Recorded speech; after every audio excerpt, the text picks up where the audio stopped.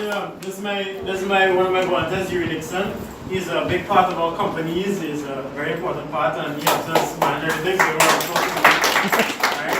And my good friend Gabriella Nero, she's also a big part of the team. Right. So, have you all before tonight? Have you all ever heard of this book here, Rich Dad Poor Dad? Yes. Yeah. All those who heard about it before tonight, raise your hand. All those who heard about it, and all those who read it, keep your hands up. Let me see. All those who read it. Whoa, 1, 2, 3. Even though the book, yeah, that's the thing.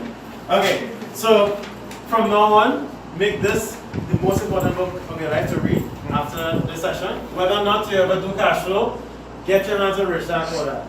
Reason being, we tend to get our financial advice from parents, right? So you getting this financial knowledge into your brain, you're going to actually change the direction of the entire family, right? That's your future kids and future grandkids and great-grandkids.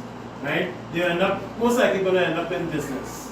You kind of want them to head in that direction, right? I don't think anybody here loves to be just over broke or to be poor. I don't think anybody has that as a goal, right? You want to be financially free, as we call it now, or wealthy, depending on what your goal is, right? Now, this book is very important because the tagline for it is, what the rich teach their kids about money, and the poor middle class do not, right? That's what this book teaches. Now, Rich Dad Poor Dad is a 6-time New York Times bestseller. It's written in over 150 languages worldwide. It changed millions of people's lives. Now, the guy that wrote this book actually invented a business school called Cash Flow Clubs. We're an official cash flow club of the Rich Dad Company. There are cash flow clubs all over the world. Our cash flow club is one of the largest in the world, and we're definitely the largest in the Western Hemisphere. And it's kind of weird to see that in such a small country with such a small population. But trust me, there are other people throughout the planet that's looking to see what happens next in this country because they've never seen such a large cash club in such a small island. It's unprecedented, right? So we're kind of doing things very different out here. And I think it's not because of me or my team, I think it's everybody chipping in their own personal way to get this knowledge out there because we know how important it is, right? Now, you realize this book kind of old? This is actually my book. I'm not here to sell you books. These are my personal books. So I don't care how long I know, man. You will teach me. Right? I don't care how long I know, man. I ain't looking at my books, right? Get your own book. And if you don't like to read, use audiobooks. You have a lot of options now. In fact, you don't even no longer have to buy Rich Dad Poor Dad. You could get it online. You can download it for free if you're very savvy on the internet. Or just type it up on YouTube and check out a video summary on it or something, right? Now the book Rich Dad Poor Dad is actually, well, this is actually what it looks like right now. They read on the cover, right? It's a story of Robert's both dads. One was his biological dad, and the other dad was his best friend's dad. One of them had a PhD in education, and the other one dropped out of high school. Guess which one is the rich one? Right.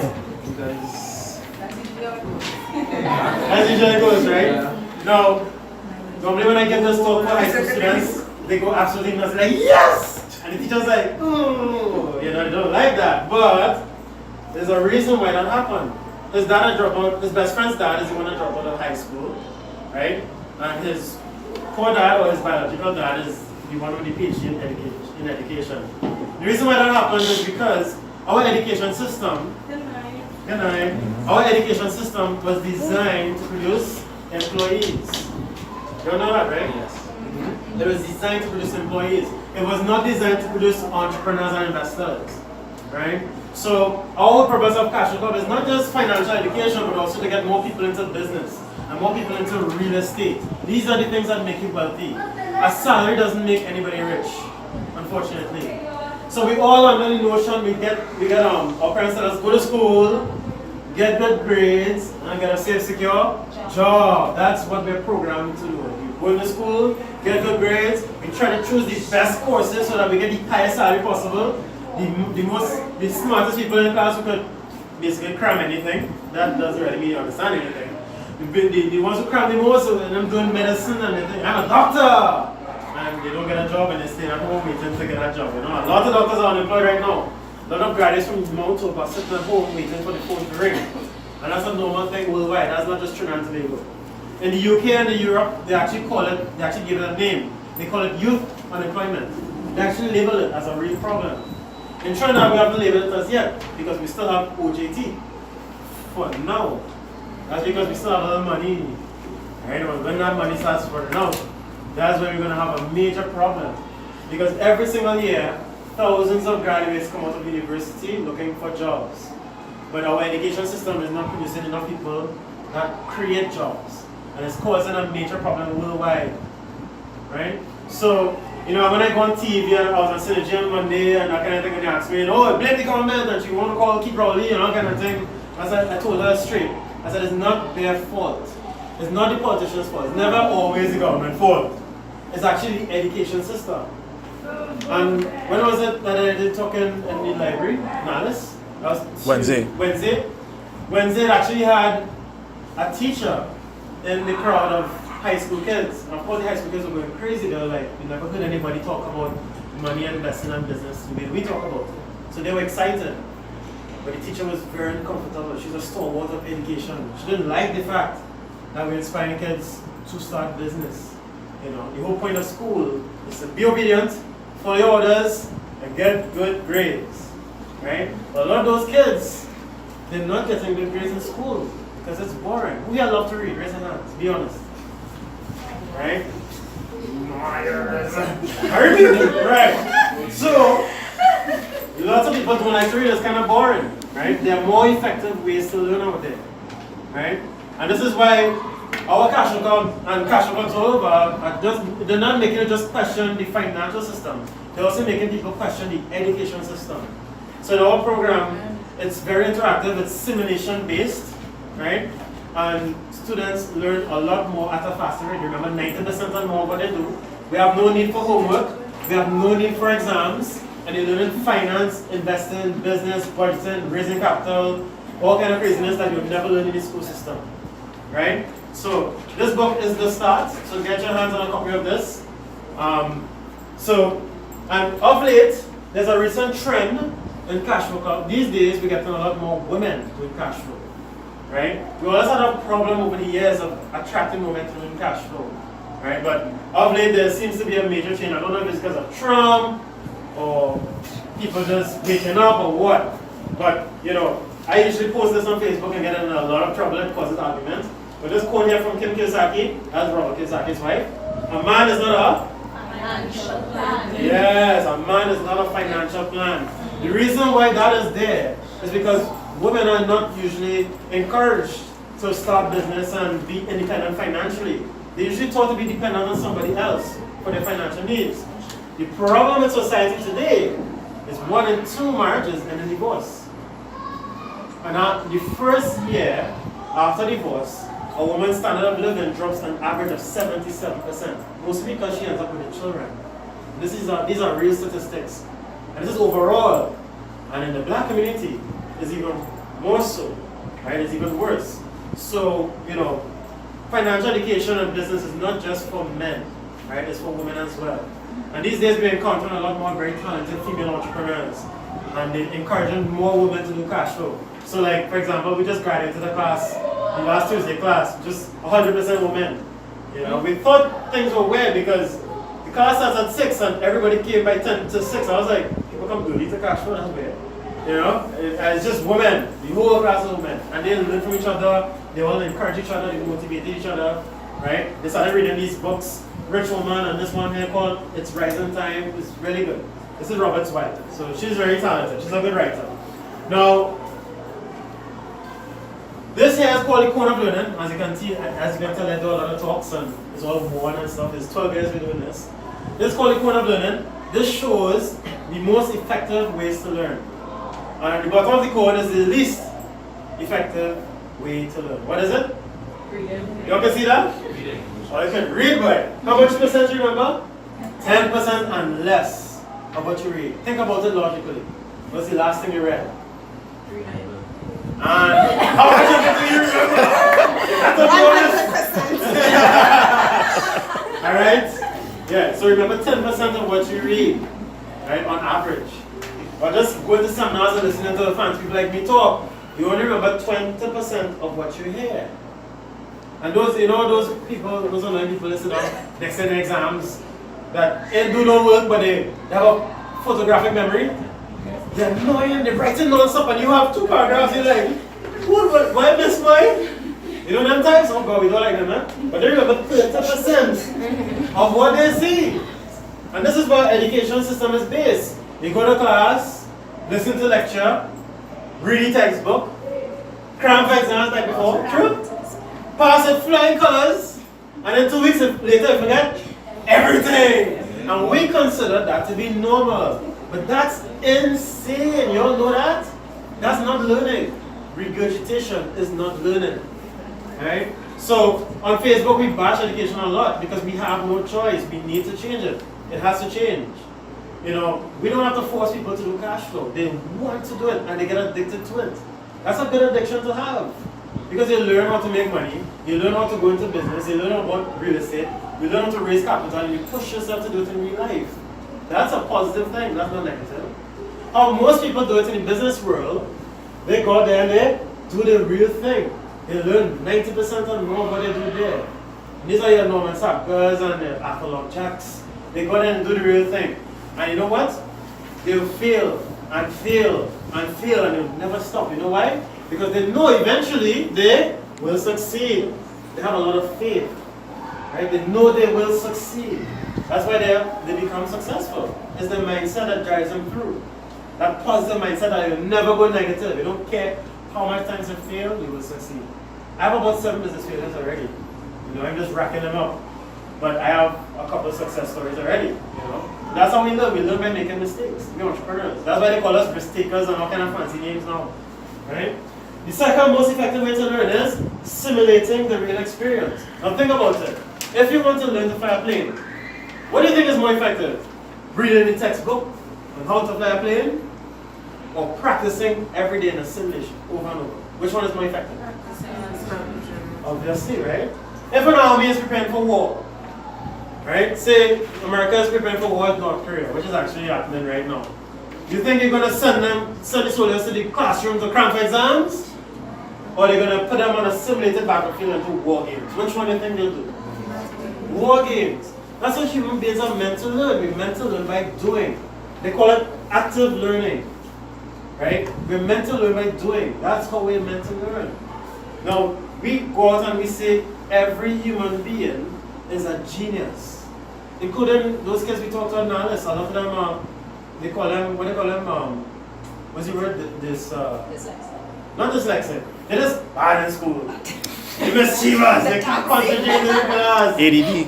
Huh? ADD. All kind of thing. Just bad. They're dunce. They call them dunce. And this was actually the first time somebody told them, hey, no, you are actually a genius. Every single person in this room is a genius. Did you all know you're geniuses? Yeah. Everybody here is highly intelligent. It's just that not all of us can function in a classroom like this. Especially the smart ones that get bored in the class to regurgitate information. How much fun is that? Exactly. You should be a singer. Right? So, you know, simulation is actually a lot of fun. You learn by doing. Right? So I have Cashflow Clubs as a business school. We use a simulation-based approach to teach business, investing, and finance. Math Science is a science school. We use a simulation-based approach to teach science and engineering. Just recently I started the Sales Training Academy. We use a simulation-based approach to teach sales. Selling is the number one skill in business. Right? If you don't have a sales background, you should not start a business. You should really learn to sell first. That's how most people did it. That's how this guy did it, and everybody else from Trinidad and Tobago who was successful in business, they all started off in sales. That's why people from network marketing, for example, or even from the insurance industry, tend to make really good business owners because they have a strong background in sales, right?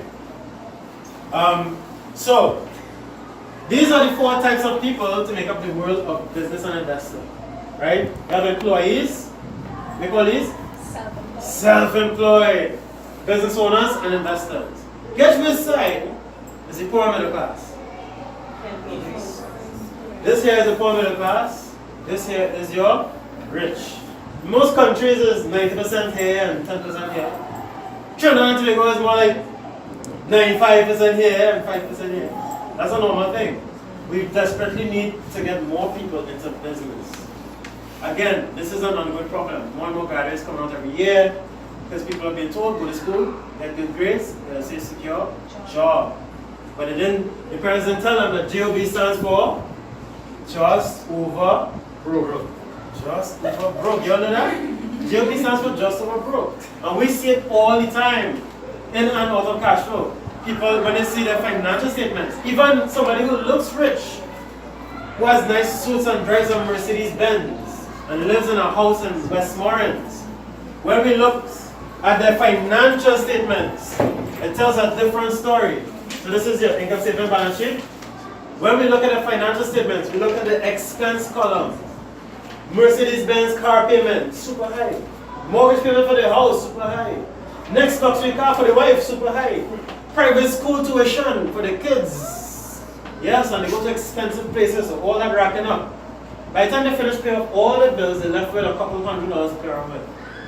And these are people who make it $45,000, $55,000 a month. And that's normal. You see, without financial education, your lifestyle catches up to your income. That's why it's very important to become financially educated. Learning about money. Not teaching about money in school is actually a crime against humanity. Because you're making people suffer unnecessarily. Lots of people fall into poverty, you know why? If you just have one source of income, that being a salary, what happens if you lose your job? Think about it. Most people can last 3 months. And those are the disciplined ones. Right? During the financial crisis in 2008 and 2009, millions of people lost their jobs, lost their homes. They had to take their kids out of private school, sell their cars to survive. Right? This is worldwide. We got away from that. But this recession caught us by surprise because the oil price dropped. 90% reduction in revenues. Right? I think the price went back up, but we're still in a recession. We're still catching the tail. Right? So you don't want to be dependent on a salary. You want to be financially free. So if you lose your job, you can still survive and still pay bills and still live and still do well. In fact, you might do better if you don't have a job. You want to reach that point. Right? So our education, which is not taught in the education system, is for people on this side or people who want to make the transition to this side. Right? So the kind of books that we read would be like Rich Kid, Smart Kid, perfect for teenagers, for example. Right? We actually had to stop training kids over the years. The last 16-year-old kid we trained, he got permission to do cake sale at the school, and by the time the school caught up to him, he was selling juice, cookies, and stationery, making $2,000 a week. Right? After he got suspended, we said, no more. 18 years and over. You know, now we kind of, because of the recession, we allow teenagers to come, but it still causes trouble. That's why we don't do cash flow in schools. We don't. We don't do it in schools. We do speeches at school. The kids get very enthused with the speeches, but to do cash flow in school, that's going to cause a lot of bacchanal. I can say bacchanal here, right? It's going to cause real bacchanal. Them kids going to make money in all kind of thing. And if it's kids from some of the areas we know of, they're going to sell all kind of things. Not just pencils and stationery, cookies and juice. No. Right? So it was trouble. But some people say it is something we need, and some people say, no, we should keep it out of the school system. Sales Dogs. Another book read by people on this side. This is the #1 skill in business. Again, sales background, very important. If you're a business owner, you have to be able to pick up the phone and bring in that business, book appointments, turn no's into yeses, handle objections, make people like you very quickly. That's a skill. That's a science that anybody here could learn. Some people are born salesmen, we know. Anybody here? Born salesman? What salesman? No? Yes. You? Oh, sales cashier. Right? Some people are born salespeople, right? But most can be made. It just takes, just read sales books, do sales courses, you know. That's how you get your sales level up, and of course getting a part-time or full-time sales job. Whether it's network marketing or you join a company to sell vacuum cleaners or whatever. Sales is sales. Every company needs salespeople. In fact, sales is the world's highest paid profession. Highest paid profession. Your income is unlimited. You get paid by commissions. Right? Some salespeople make more money than the CEO of a company because they're really good at selling.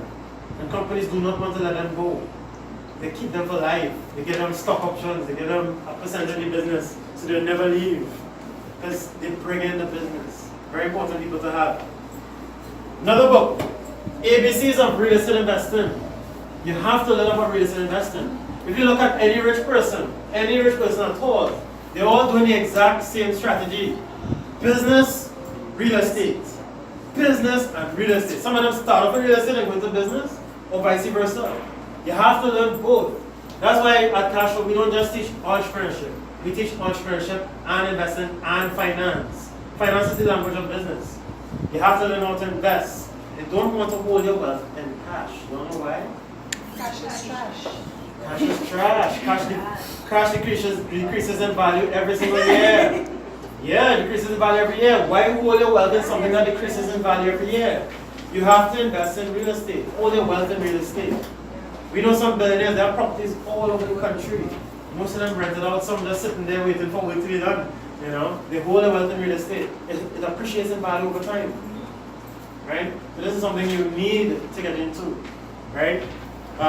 When my team decided to go into real estate, first thing I did, because I love business, I bought a franchise that sells real estate. You know? ABCs of property management. Property management is what makes or breaks a real estate investment. If you don't know how to manage a property, then it can lose value every single year. Right? So you have to know property management, you have to know how to manage your property. Right? At Cashflow we have a guy, Terrell Melville. You ever met Terrell? Terrell Melville is one of our graduates. He's actually Scotiabank's regional facilities manager. He started a property management course and it's a hit. We send a lot of Cashflow members to do property management, those who are into real estate or want to get into real estate. Property management is a growing field right now. A lot of apartment owners, for example, they're old. They don't want to be hassle of taking rent from people and things, so they hire somebody to do all that stuff and manage the property for them. You know. So a lot of our agents, for example, because Remax Real Estate Group doesn't do property management, but our agents do. And they all did cash flow before, so they already started their property management businesses and they already started hustling hard. When they meet apartment owners that don't want the hassle, they're like, you want me to manage it for you? It's just 10% of your rental income. You know? And they're like, yeah. So they get the business like crazy. Question. Yeah. Did the real estate market crash already? In Trinidad? Overall? Yeah. Yeah, in the States. Mortgages crashed. And what took place?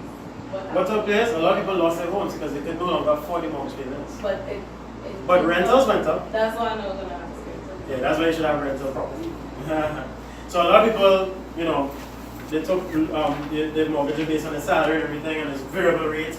And when the crash happened, the rate was too high for them to pay, and they couldn't afford to pay if they lost their jobs, and it was just a total meltdown. But property owners that had rental property did it very well because rentals went up significantly. You know, so yeah. Building a business team that wins. Business and investing are team sports. Never ever ever go into business by yourself. That's what people do all the time. So check this out. Who's the best football player in the world right now? Messi? Lionel Messi. Don't start that. Not Cristiano Ronaldo? Do not. Yeah. Yes. What is that? Not Cristiano Ronaldo.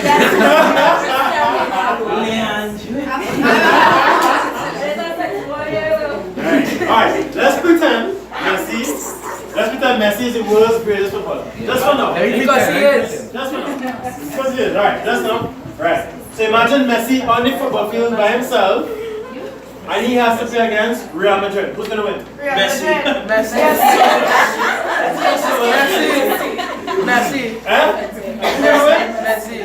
Wrong! Real Madrid is going to win. Messi can't strike, midfield, and goalkeeper at the same time. No, true! Right? So a lot of people try to be Messi. They become self-employed. And they try to compete against people who have teams. That's a big mistake. Very, very, very, very big mistake. Be for business owner. Be for business owner. We work in teams. Right? Business and investing are team sport. Notice I said business and investing. You invest with a team as well. When you buy real estate property, do it with a team. Right? Little hint. Don't do it by yourself. Right? So, I tell you, what we teach is completely different. Even Netco can't keep up. You know? Another one here. Question. You sponsored by Maggie? see I just like my lips because I like my soup. No, not to like it. Hold on, I just stop.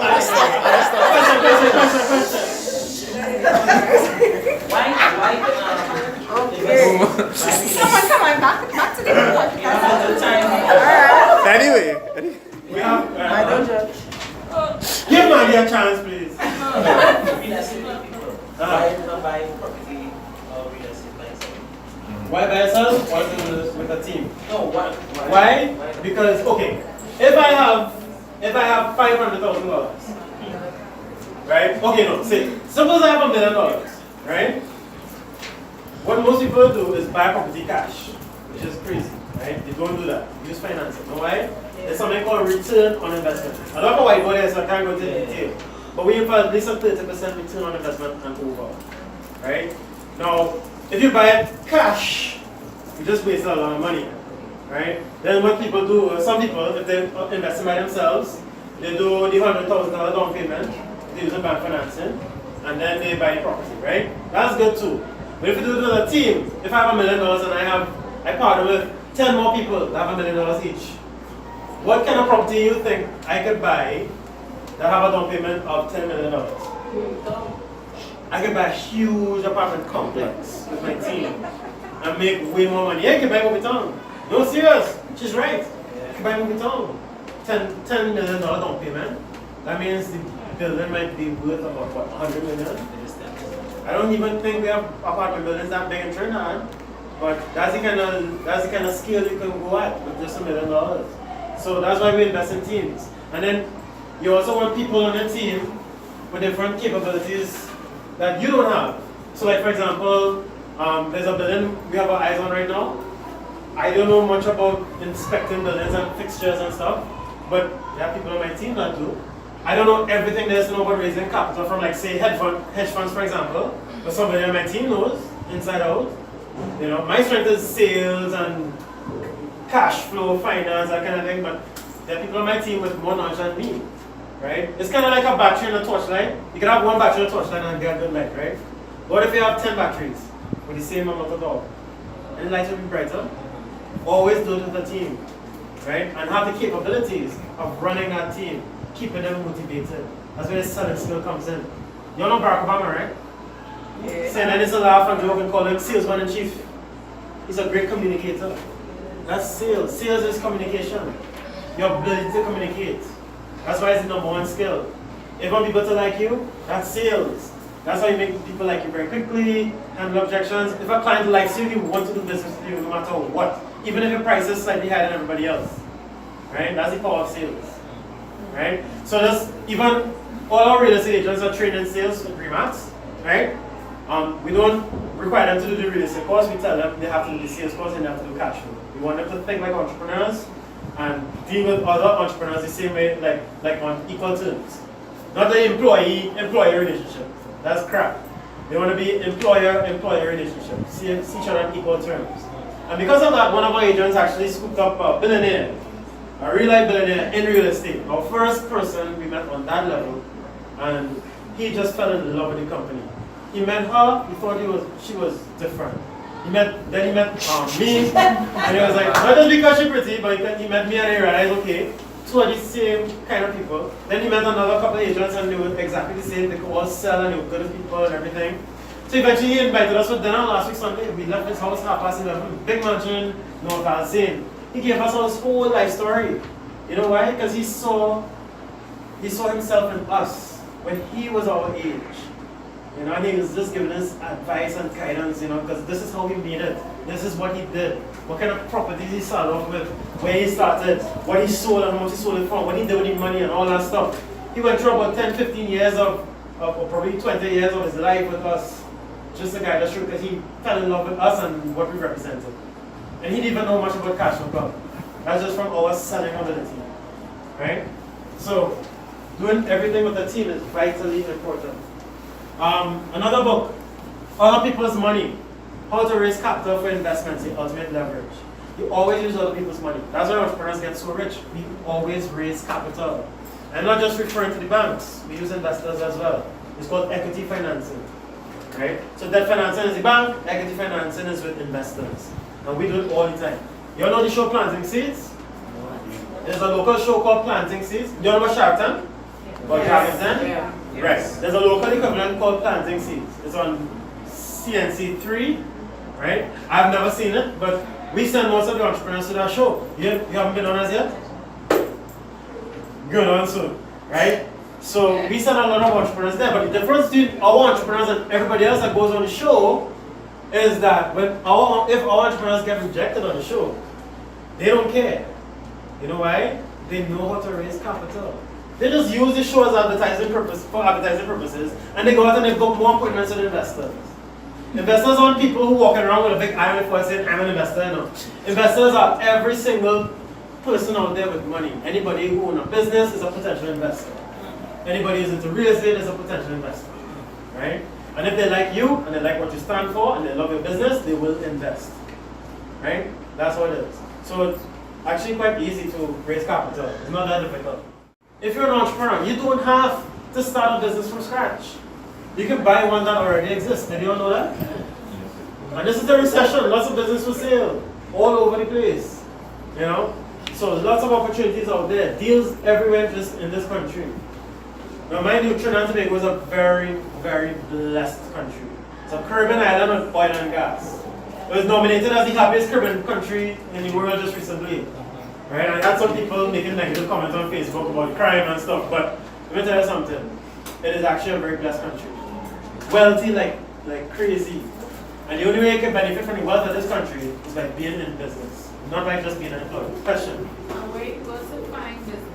What's there? Anyway, we can even negotiate with the owners of the business. You might see it in the classified ads. Business for sales in the classified ads. Like for example, you know, one major difference between people who are not from Cash Club and people from Cash Club is how they walk through the mall, right? A lot of non-Cash Club members, when they walk through the mall, they're looking at clothes and shoes to buy. When Cash Club members walk through the mall, they're looking at stores. It's a complete flip. Carnival time. Non-Cash Club members, they play mass and they spend thousands of dollars playing mass. Our Cash Club members, when they go Carnival, they're inside of the road making money. It's a big switch.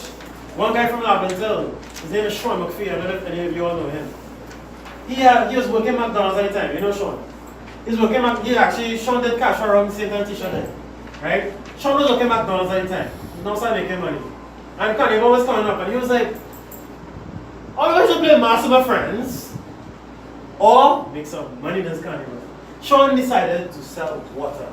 He even rent a space. He parked his van on the side of the road and he said, this boy starts selling water. He started at $10 a bottle. Mind you, a case costs $20, eh? He started at $10 a bottle. He made $24,000 over the Carnival season. Right? This little boy from Laventille. Right now he runs a company called Right Away. He was actually featured on Planting Seeds and his business idea was rejected. You think that stopped him? He was like, alright, cool. And he went his way and booked his appointments with other investors. Because he could sell now. He's been in business for a while. People are looking up to him for inspiration. They're like, wow, I want to be like you and me. And he's young, he's still young. Right? So, another one here. And these are the non-Richard books now. Right? So don't judge me. This is good, this is the local book. This is written by Sapper himself before he died. Right? Now, the reason why this is important, this is like a history book of Trinidad and Tobago. A business history of Trinidad and Tobago. From a business owner's perspective, and not from a politician or anybody else's perspective. From a business owner perspective. He is an entrepreneur. He started Standard Distributors from day one. I started reading. This is perfect for network marketing. Right? Network marketing is all about business in the 21st century. Very, very powerful book. I haven't read it as yet, but everybody reads it now in the network marketing organizations. Which network marketing company are you with? IML. We send a lot of it to IML. Yeah. But Samga, you know, he faced similar discrimination that we got. He was not allowed to join the Chamber of Commerce. So he had to create his own network. Business is all about networks. Friends and family and people helping him grow your business. Right? He had to create his own network and he was not allowed to join Chamber of Commerce because he wasn't white. he was Arab, he was Syrian. You know, they're not seen, white people don't see them as white. So he got discriminated against. So he went through the same kind of challenges we went through. But he still made it. He actually was forced to take over his father's business at age 15. He had to drop out of school. That was scary for him. Some of his mentors were black. Some of his mentors were also Syrian. Right? It didn't matter to him. He just needed to survive. He needed to make it work. He had no choice. Right? He died recently. Thank goodness he got his book written. I'm just looking at the time here. Okay. Yeah, so I was wondering, because I know it have like I said, a wide range of ages here. And, Right. One of the things I would like you to touch on, please, is just how anybody can start from where they are, whether they are earning an allowance from their parents or they have a job, how they can start to earn money into asset. Okay, good. Just to get them, I guess, a taste of what it is, what it means to be an entrepreneur. Okay. So the first thing you should do, besides reading Richard Poddar, you should be reading Richard Poddar and the other books as well. First thing you should do is start selling. Just start. Find something that people want to buy and start selling it on a regular basis. Get accustomed to selling. Let it get into your system. Do it every day. That's how it gets into your system and it stays there. Once you start making money, you get addicted. It's a lot of fun. Right? And that's why cash flow is also very addictive, because you actually learn to make money in cash flow and you realize how much fun it is. And what we tell people at Cash Flow Club is that it's more fun in real life. Making money in sales in real life is tons of fun. Right? Aim to make at least $3,000 a day. I have one friend who came from Colombia, Alberto. He's staying right next door to me. And he was selling knives, just normal knives, like those Asina TV knives. He was using demonstration selling. He's making $3,000 a day, normal. Going door to door, selling in the market on a Sunday. 3,000 TT a day. How much people making that money with their careers? And I'm sure you didn't pay no taxes. There are ways not to pay taxes. But the trick is just to start. Sell it. Just start.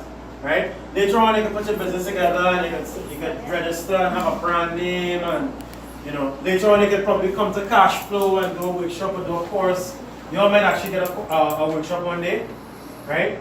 If you're interested, it's $250 a person, so the teacher will organize that later on. And you'll learn how to actually do it in real for yourself. You see it for yourself. With that kind of knowledge, you wouldn't need to take advice from a financial expert. We want you to get off that dependence. They charge you by the hour, but they just sell you mutual funds or insurance. Those are not really financial advisors. They just sell you financial products. You want to be your own financial advisor, because the financial industry thrives on ignorance. If you don't know about anything about finance and investing, they're going to sell you products that grow at 2%, 1%. If inflation is 8%, and you invest in a fund that grows at 2%, are you forging ahead or are you falling behind? Huh? Big time falling behind. We aim for 30% return over. Because if inflation is 8%, you want to aim for 30% return. It'll make as much money as possible. But a lot of those products that they advertise in the newspapers are inferior, but people don't know.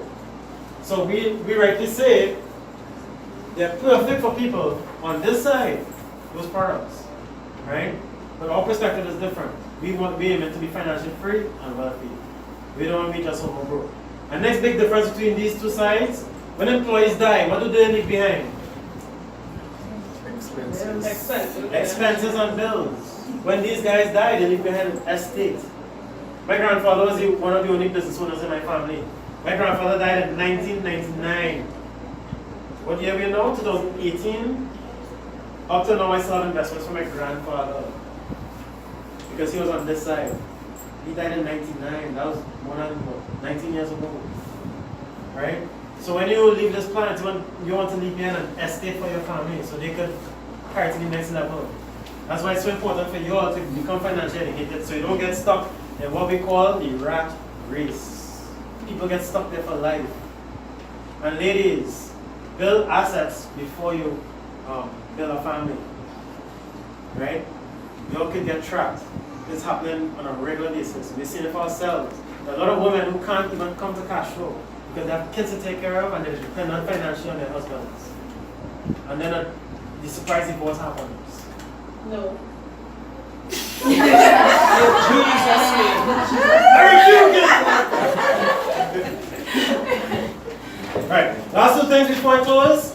Two more books I have to show you before I close. There's a book called Super Brain. Again, this is not Rich Dad, right? Basically saying that every human being is a genius. You will learn by doing. Just by listening to this talk, your brain is actually changing. So your brains are very, very dynamic. It's not static. And they teach you in the education system where you're bright and advanced. We're all geniuses. And simulations get into that genius and make those, you can play video games for hours non-stop. Your brain's actually learning. Gamers have more gray matter than everybody else, right? And last but not least, this book here, 21 Irrefutable Laws of Leadership by John Maxwell, right? Powerful book. This is the best leadership book we have seen.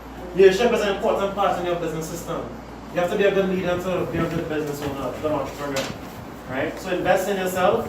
This is your most important asset, your brain, your mind. This is a gigantic supercomputer, very advanced, but it's underutilized because the school system hardly making it good. Regurgitation is not true learning. So, question again. So far saying that there's a lot of 10% going on here, right? Right. Yeah. What does cash flow do other than? Cash flow takes it to 90%, and we take it further. Yeah. This is actually one of the simulations here. This is cash flow 101. I'm winning that already. You winning that already? So we use this in say our 6-week course. We do 3 weeks of cash flow 101 that teaches you what we call fundamental investing. Right? It's a game that's a lot of fun to play, and we have an online version as well. Right? Most people in the world get rich over fundamental investing. You ever heard of Warren Buffett? Yeah. Warren Buffett is the world's greatest investor. This is his investing style. Right? And you also learn how to use debt finance and that kind of thing. In the last 3 weeks of the program, it's now a 6-week course, not 10. Okay. You just do double up on the videos. The last 3 weeks of the course, we do Cash Flow 202, which teaches technical investing. These two, of course, what we teach is not taught in the school system. This teaches you how to raise capital from investors. You do a lot of group deals, do deals in teams, right? Shows you how to actually do it in business, in real life. And we take these principles from the simulations, we practice it over and over, make all the mistakes in the simulations, so don't make them in real life. So we meet a lot of very successful business owners that come to cash flow, and the first thing they say is, boy, I wish I met you 25 years ago. You just see me from 3 divorces and 2 bankruptcies. And that's a normal thing. It happens. Yes, it happens. Right? So we want to follow the path of these guys here. You all know this country? Yeah. So, the reason why they call Israel the startup capital is because they produce more entrepreneurs per capita than any other country in the entire world. Right? And what drives it is not just their culture, because in Jewish culture they really believe in entrepreneurship. They really do drive that entrepreneurship message home. But in addition to that, the military also drives that entrepreneurship message. Because they actually question authority in their military. They call it chutzpah in Hebrew, right? Chutzpah. They question authority, they question everything. And that's something that we don't do, for example. In our school system, they don't like that. They want you to be obedient. Listen to your teachers, do not question anything. Don't answer back. Don't question. Do what you're told. Line up before you go into class. Stand in a line, don't talk. No copying. Sit down. Shut up. That's not entrepreneurship. They're creating employees with that language and those techniques. Right? These guys are different. And we have something just as good as them. And we call it Cash Flow Club. So the world is actually watching us right now and waiting to see what happens next. Some people ask me if I think my company is going to end poverty. Maybe. But for us to do that, we need one more thing, and that's something called microfinance. And if we find a company that's doing microfinance successfully in this country, and we partner with them, consider poverty on the way towards the end. Right? So we're very close to something huge. We are investing heavily in your education because we believe the most important resource of Trinidad and Tobago is the human resource, not oil and gas, not infrastructure, and definitely not the politicians. It's the people, the human resource, right? We believe all of you are geniuses, just that the brains are underutilized because of the failed education system, right? So with that, thank you very much for featuring us. I was going to give Yuri and Gabriella so we can get some questions. Question. About I have a question. Yes. Oh, we're not going to fill it out. No, we don't have enough time. But this is the financial statement. Richard said if you want to be rich, you've got to understand numbers. That's why a person's financial statement is their report card once they leave school. Because the banks don't care what school you went to. They don't care what degree you have. What they care about is your financial statement. This is how they know if you're a winner or a loser. That's why some rich people walk in the bank with short pants and slippers. And of course everybody watch them like, is that person walking in the bank dressed so well? But the bankers have mad respect for them. Hi sir, good afternoon, how are you doing? Welcome, come inside, come inside. Don't line up. You know why? Because they're millionaires. The expenses are low, income source is high. Those business owners at San Juan who live upstairs and have the business downstairs, rich. They have low expenses, the average car, not a Mercedes Benz, the average car might be a Hilux pickup.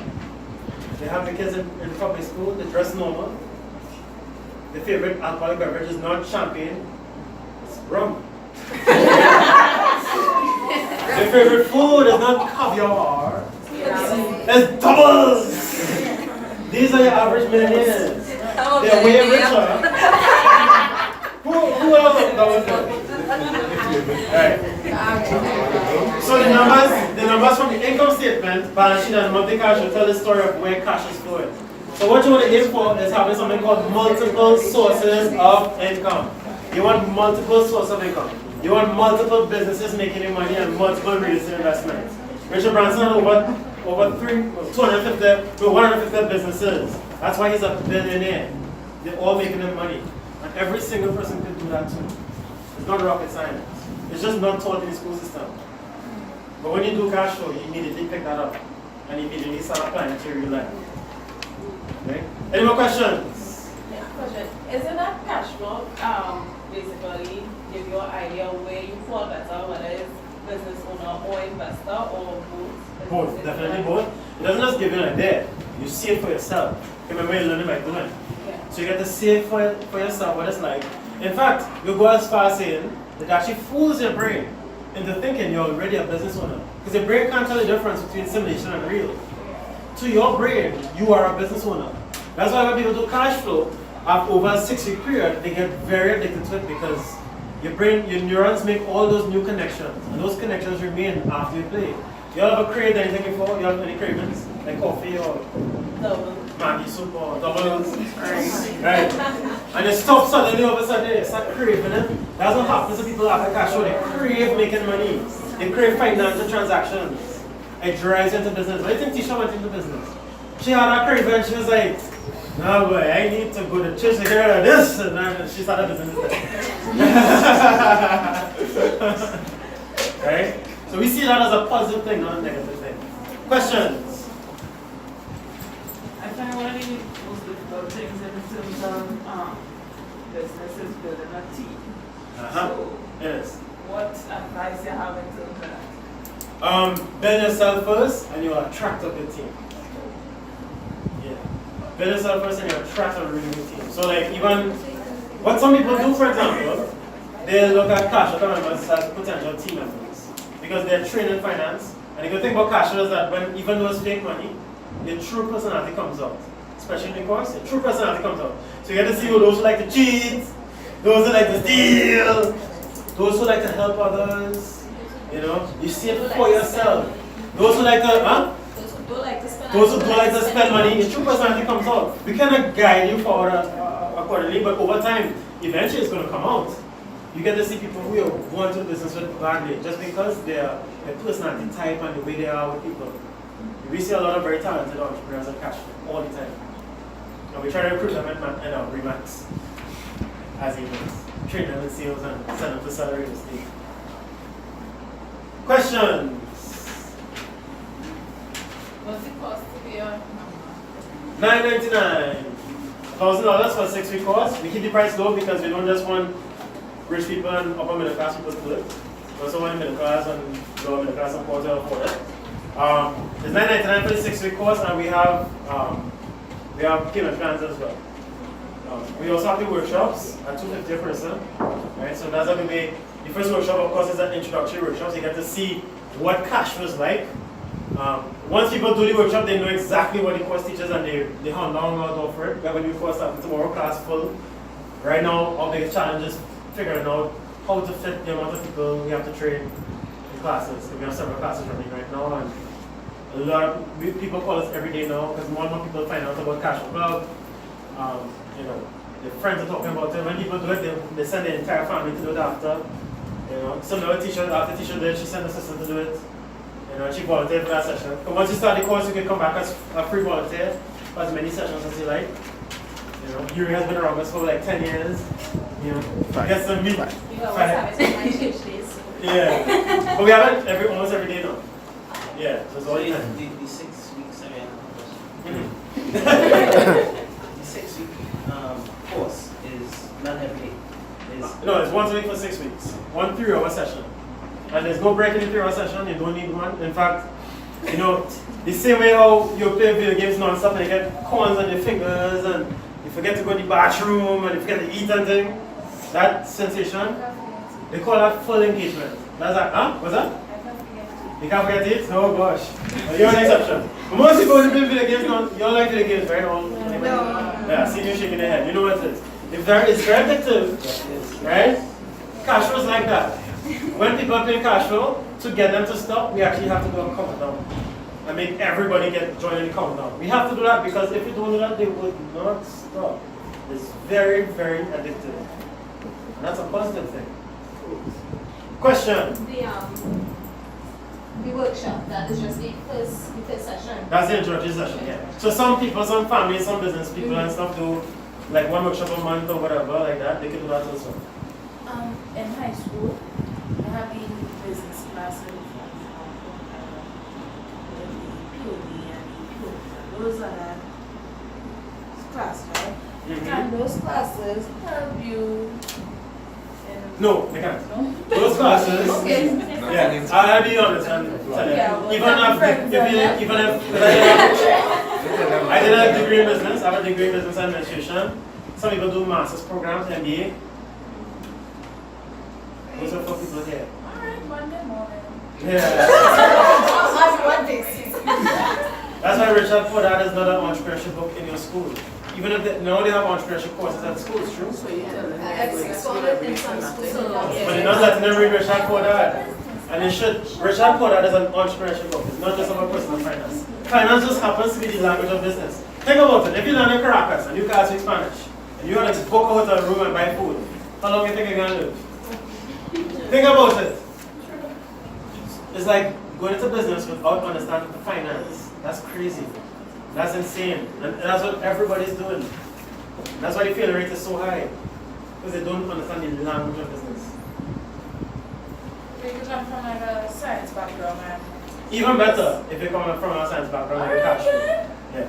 In fact, we have my science too, so check that out. Yeah. Question? What about businesses that the business owner is like, let's say a designer or something, so it's technically some their skill. They can't just leave the business. Right. They are stuck here in their squadrons until they figure out how to build systems and then people do the designs for them. Yeah. So they'll be stuck here until they figure that out. That's why they should actually come to cash flow. So the one designer, you know Eclify? Sorry? You know Eclify? Yeah. Right. So he just recently did cash flow. He's very S-quadrant, right? But he wants to expand into his business into a franchise. And to make that transition, we basically went through his entire business system and said, okay, this is what you need to do, this is what you have to learn. He came on leadership classes to learn leadership. We have a John Maxwell coach in Trinidad now. So he's learning those things. He has to learn to sell because, you know, to get his product into stores, he's thinking outside the box now. You know, and cash was what did that for him. And his daughter let me talk at Bishop's High School. I did a graduation speech there and a career day there, which is crazy. You know, booking me for career day speech because I bash jobs, you know, I bash employment, I bash employment big time because you have to. People are suffering. You know, being just over broke is not a good existence. If you're going to work every Monday morning and stressed out about it, you're definitely doing the wrong thing. I love what I do. And you know what they say? When you love what you do, you never work a day in your life. Monday morning, I'm excited. In fact, I'm excited since Sunday night. I can't wait for school. For work.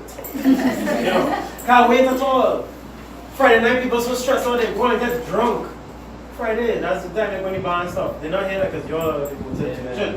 But a lot of people go to the bar. Because they had a drink that sorrows away. Oh, God, thank God, we're dying. I hate my boss. And they talk to everybody at the workplace. They don't like anybody in the workplace, you know? Yeah, question. Yeah, if you wanted to sign up because you said class is full, if you want This Sunday class is full. You might do a Monday class. Okay. And if you're good, you might do a Saturday class as well. Okay. Yeah, that's Huh? Yes. You'll think we Sorry. You'll think. I'm sorry, I was supposed to send this around in case you all were interested in project following up. If you want anything at all, my bad. I was just wondering if you, as a group, think you may want to at least try the introductory session as a group. You don't think? So do in the introductory session we get to play cash flow, right? Yeah. Because I mean, honestly, It's a full that is an session. experience. Just doing the game. And it's completely opposite to whatever you're thinking right now. Like, for example, a lot of investments people come to cash flow. They are the ones who go to the higher investment seminars and it's all fancy and they have a speaker from Canada and they all dress in suits and they sit down and fold their legs like this, drinking brandy. And then they come to cash flow, they're like, what the hell is this? I remember one guy named Edward, he goes to, remember Edward? I wonder if he's in your class. He goes to all them fancy investment seminars and somebody told him, check out these cash flow people, they do something different. So he came, he got the chain up. He came cash flow ready to see this investment seminar and he was disgusted. He was like, what the hell is this? What are they playing games? You know? And we realized he was distraught. He's like, Edward, before you leave, because we know you're leaving, before you leave, what I want you to do is walk around and listen to the conversations. Right? Took him some convincing, so eventually he said, okay, fine. They walk around, they start looking around, you know, start listening to the conversations, and he realized, oh my God. And he came back to the front and said, where do I sign up? Right? So cash flow sessions are very different. It's like a fish market more than anything else. It's not quiet, it's loud, there's a lot of music, snacks and food and all kind of thing too. Yes. Right? Yes. We use a lot of video as well because videos are more effective. Watching a movie and watching videos are more effective than just listening to words and reading, right? And most of the learning happens simulation, and simulations are very fun. It's engaging. We've seen kids try to answer their phone during the cash session and it never happens. They can't concentrate. It's just impossible, right? Because they're fully engaged. That's what brains are meant to achieve when you're learning. You want to be inspired to learn. Question? Okay, say I want to go into business. I can't handle money. That's okay. I can't handle We break that. Don't say that too often, no. Words are very powerful. But cash flow breaking out of that. But I want to do it, but be in a different aspect. Like, how you have the communication part. Like, you can communicate with people to bring them. Is there any other thing you can go to, but like any other part of the team that you could be into? I mean, you come and invest in a business person. Ask it again in a different way. Okay, I am into IT. IT, right? And when I finish, I want to go into IT program. You're going to start your own IT company. Good, right? Yeah. I thought you love IT. I love IT, but I don't want to go into IT. Business, but like say I want to go, yeah, I want to do business, but what if I see this investor came to me and realized I do good work and they asked me if I could join their team to like help them in terms of IT stuff. Right. Is that, You hire you as an employee. would that be like a good? If he's an as employee, maybe you can learn from it. Because, okay, so one trick is, if you get a job is to really learn and not to earn. So a lot of jobs I did in the earlies, after I finished university, were for free. I worked at Carnegie after I did the sales course. I did at Carnegie. I stayed on as a free volunteer for like 7 years to master sales. I also volunteered for the Rainbow Warriors Triathlon Club. So I learned a sports business from the inside out. I got to see a family business in sports in Trinidad, successful business from the inside out. I did it for free and I learned. I applied it to my own businesses. So you can learn, you can work to learn and not learn. Don't, if you're dependent on a salary, problems. So you do something on the side that is more independent. So where you worked before you started all this? My first job after university was Garden Life as an insurance agent. Oh, that is that. Sales. No, you have to go into sales after. So when I started the cash account while I was in university. So let me give you a brief story of what happened. I discovered cash account in 2005 while I was still at university. Because I realized I was told to read a report from my landlady for years and I was talking about it, I didn't like to read. I was different to how I am now. I have long, beautiful dreadlocks and earrings in my ears. So go pop coconuts all the time and boogie. I was not focused at all. And my landlady telling me about reading a book. I don't tell her to read a book. What the girl, boy? I thought she right through. Until I started seeing rich kids in my school. I went to Roy Tech in Port School. And at that time, when the kidnapping thing was going on, Roy Tech was very popular for the rich kids. And all the rich kids were reading Rich Dad Poor Dad. And they weren't like me in class, sitting in the front trying to learn everything. They were in the back. They were just chilling. Break time, they're going to smoke cigarettes at break time, and they're just there. Some of them don't even go to class. And I was like, we're going to end up working for these people? That's not fair. So when I realized they were reading Rich Dad, I was like, I saw one of the girls reading it. I said, why are you reading that book? I said, oh, my dad made me read it. I know her dad owned a huge architectural firm. Right? So I was like, your dad making me read that book? Can I borrow a second? So I picked up the book and I read the introduction. So here's a trick, right? When I go to the bookstores, try to go to the bookstores and see Rich Dad Poor Dad, pick up the Rich Dad Poor Dad, read the introduction, and then put it back on the shelves. And try not to buy it. In fact, don't buy it, go home. You see much nightmares you get. It'll bother you. Right? It'll bother you. I read an introduction, I immediately went and buy the book one time. And it drastically changed my life. I was going to do a PhD. I immediately switched direction. So after university, I got a sales job at Garden Life because I needed to learn to sell. And I stayed there for a year and a half, almost 2 years. And I started my first 2 businesses in one shot. I started a bicycle courier company in Port of Spain. I bought the Cash Account franchise because those days I ran free sessions for the first 4 years every weekend. Even after the university.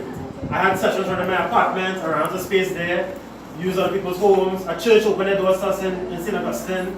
So they realized we wanted something huge. People from all over the country were coming to us to do cash flow. And when we bought the franchise, we were able to do paid sessions. The insurance industry was the first one to open the doors to us. Up to now, we're still in the insurance industry. Oh, you know about it? I didn't know it was all this excitement. Which garden you worked in? Yeah, we were in citizenship for years. Oh! That's why I did cash. You from Kelvin Reddersford?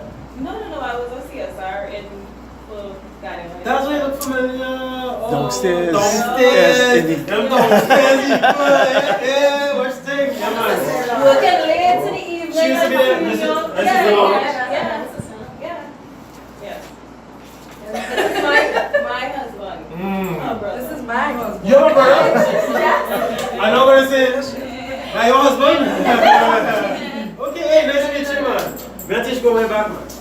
Yeah, but seriously, you're always welcome. And this is why I started my business. And yes, I agree with the sales.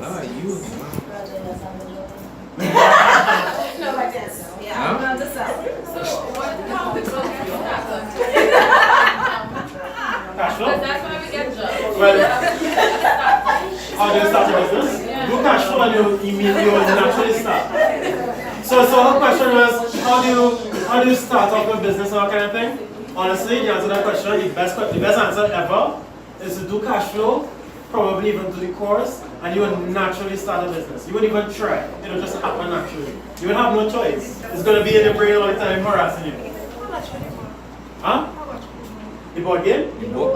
The book? Is that different? Like $150, $75, different prices. Yeah, because it all And different sizes too. It's a little paperback. Yeah. That was, So we have a book dealer at Cash Flow. She sells all the Rich Dad books and stuff, and she also sells these board games and things. Yeah, she supplies everybody in Cash Flow. That's Megan Wongsan from your. She's still around. Yes, question. Have you ever? Jeez, 2 t-shirts! Whoa! I'm wearing glasses there a second. I can't believe this. Are you related, John? Woo! You rubbed that off.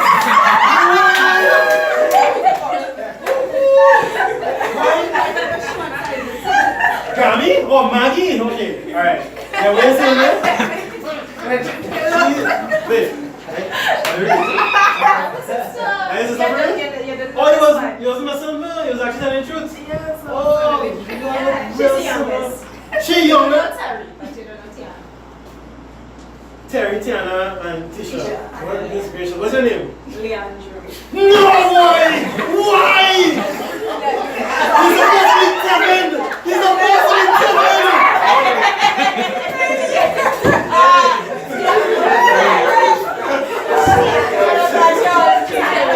And then after 9 years, everybody downstairs because I know.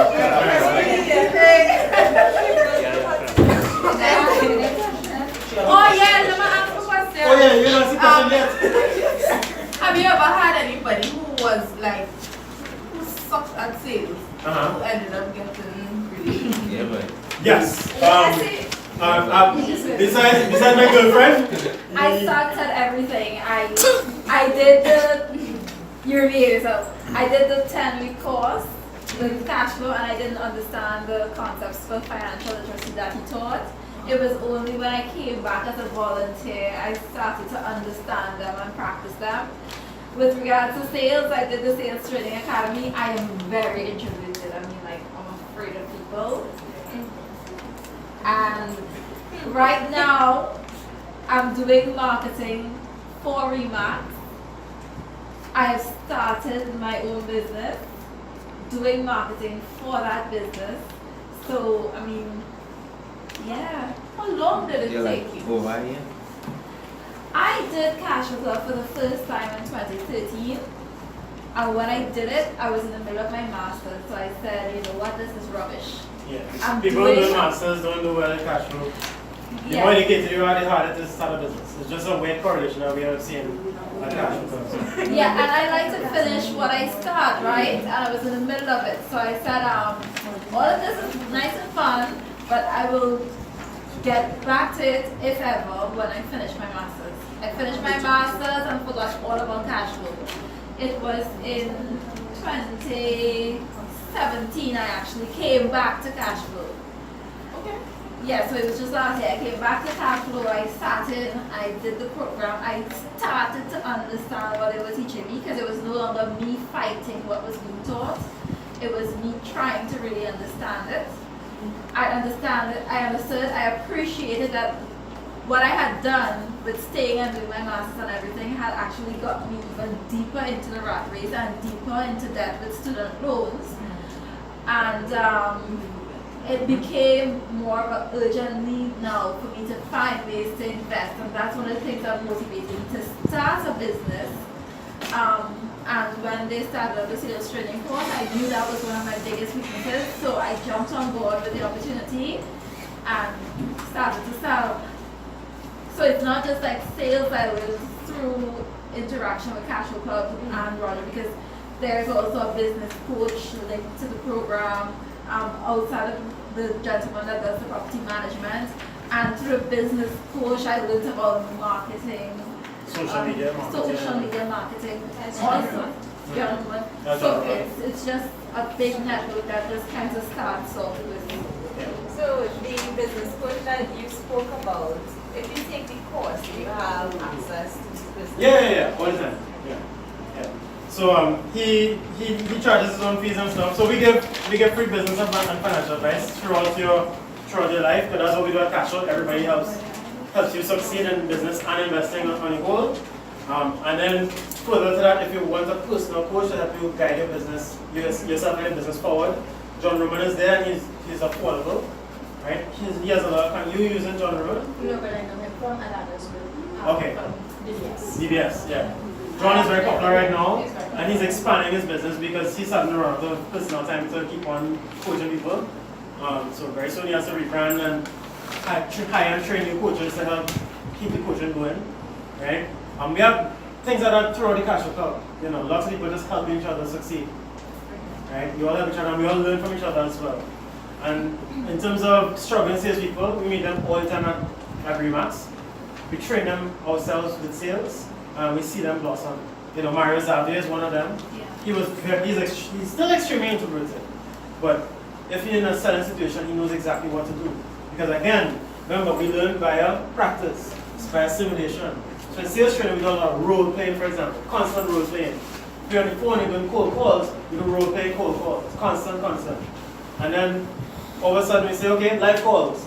And they call clients up with the same exact technique. They know exactly what to do. So you lose your fear because of constant practice. And that's why people who volunteer for cash flow go very far. Because when you start teaching people what you've learned before, you learn it even more. It becomes more and more cemented in your mind. And the more you play, the more you practice, the more you learn. Right? So people come back for years after they finish their course in cash flow. They keep on learning. They start all sorts of businesses. Because true entrepreneurs ain't going to start one business for the entire life. They're going to start multiple businesses. One or two of them might drop away, might sell one or two here and there, but you keep on building businesses. It's going to be a constant process, a constant learning process. And the more experience you get, the bigger businesses you can invest in. One thing I just wanted to know is This one? Oh, this is called the BNI Triangle. This is the 8 parts of a successful business or investment, right? Of course, when you're doing your introductory cash flow session, and notice I said when and not if. When you do it, we'll go through this in more detail, because this is what makes or breaks your business as well. We use this on all businesses, all investments. Big businesses, small businesses, entrepreneurs, real estate, everything. Most people think the product is the most important thing in a business. It's actually a big mistake. The mission is the most important part of the business system. The mission, not the product, right? So, we go through this in full detail. Questions? I have a question for everybody else. Say some things that stood out to you, so that you would know that we something stuck with us. What? Teacher hates that answer. Everything. I like that answer. One thing that stood out with me is that selling. Oh yeah, definitely start selling. Start hustling, as they call it, selling high school kids. Start hustling. Next. I think, well, What's up here? no, I just think that it just makes me feel that I am really on the right path in what I'm doing. You know, getting out, trying to get out of the rat race and looking for ways to invest in and doing businesses. So I just think everything is like, aha, I'm on the right path. Anybody else?